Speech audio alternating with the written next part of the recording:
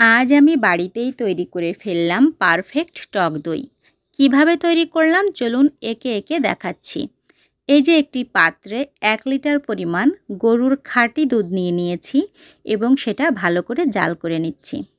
দুধটা জাল হয়ে গেলে এবার ঠান্ডা করব।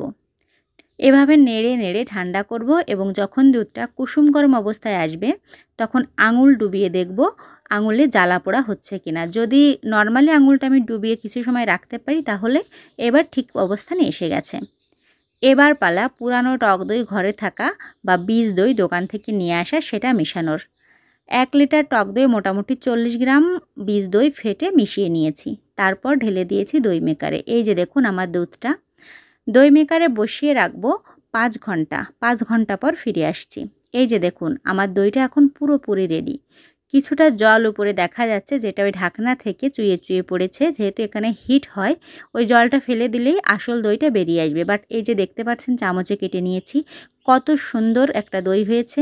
নিন আর দেরি না করে বাড়িতে নিজে তৈরি করুন এরকম সুস্বাদু লোভনীয় টক দই এবং পরিবারের সবাইকে নিয়ে উপভোগ করুন আপনার নিজের হাতে তৈরি করা দই। ভালো থাকবেন, সুস্থ থাকবেন এবং বেশি বেশি করে ভিডিও দেখবেন। অনেক ধন্যবাদ। বাই।